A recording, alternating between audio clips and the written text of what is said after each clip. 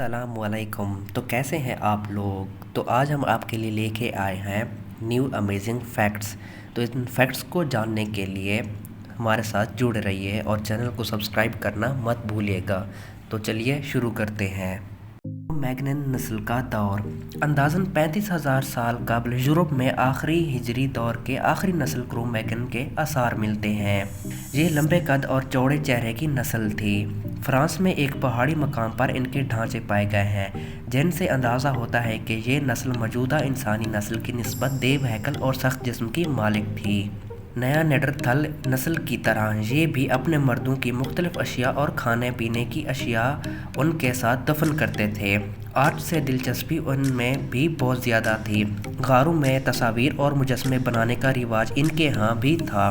اپنے اوزاروں اور ہتھیاروں کو سجاوٹ سے رکھتے تھے۔ اس نسل کے بارے میں کچھ کہنا مشکل ہے کہ ان کا مسکن کیا تھا اور یہ کہاں پر ختم ہوئے، تاہم اندازہ ہے کہ فرانس اور اسپین کے علاقوں میں یہ لوگ کافی عرصہ رہے۔ یہ بات بلا شک و شبہ کہہ سکتے ہیں کہ انسان نے اب تک جو عرصہ گزارا ہے اس کا 99% حصہ سنگی دور پر مشتمل ہے۔ سنگی دور تقریباً 20 لاکھ سال پہلے شروع ہوتا ہے۔ اس کے متعلق ہماری معلومات اوزاروں، جانوروں اور انسانوں کے ڈھانچوں یا قدیم پوشیدہ غاروں وغیرہ سے حاصل کی گئی ہیں، یا ایسے مقامات سے جہاں انسانوں کے رہنے کے نشانات پائے گئے ہوں۔ سنگی دور کا انسان خوراک حاصل کرنے کے لیے یا تو شکار پر گزارا کرتا تھا یا وہ نباتاتی غذا ادھر ادھر سے اکٹھی کر کے رکھ لیتا تھا۔ کھیتی باڑی سے ناواقف تھا۔ جانور پالنے کا بھی کوئی نشان نہیں ملتا۔ موسم کے اتار چڑھاؤ سے بچنے کے لیے یا تو درختوں کی شاخوں سے معمولی جھونپڑیاں بنا لی جاتی تھیں یا غاروں میں پناہ لے لی جاتی تھی۔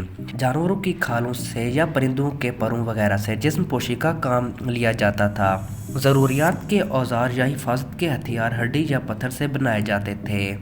اس دور کا انسان غالباً مجلسی زندگی یا جماعتی زندگی سے ناواقف تھا، تاہم قدیم غاروں کی دیواروں پر کھودی جانے والی تصاویر کی نوعیت سے اندازہ ہوتا ہے کہ جادو ٹونے اور زندگی بعد از موت کا عقیدہ کسی نہ کسی شکل میں اس زندگی کا حصہ تھا۔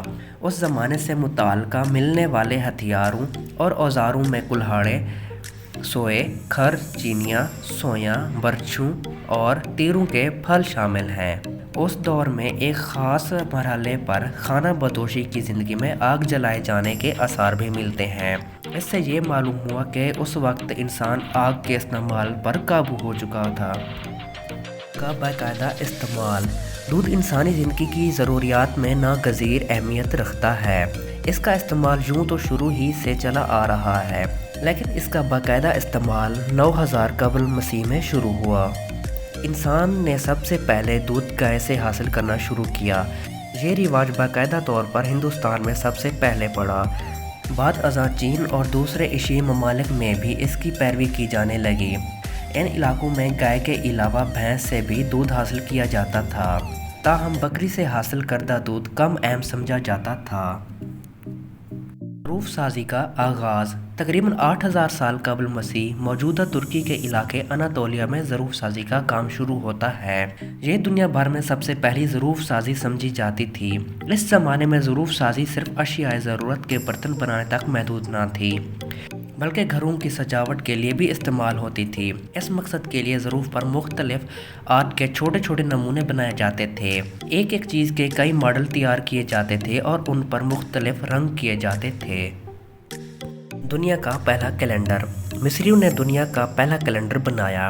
اس دور کے مصری نجومیوں نے ستارہ شورا یمانی کے ہر سال طلوع آفتاب سے پہلے اور سیلاب کے چڑھنے کی مناسبت سے یہ کیلنڈر تیار کیا۔ اس کیلنڈر کے مطابق سال کو 365 دنوں اور 12 مہینوں میں تقسیم کیا گیا۔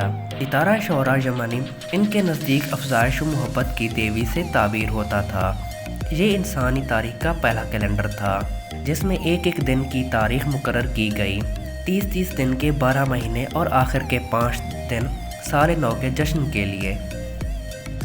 تو آج کے لیے صرف اتنا ہی۔ نیکسٹ ویڈیو تک کے لیے اللہ حافظ۔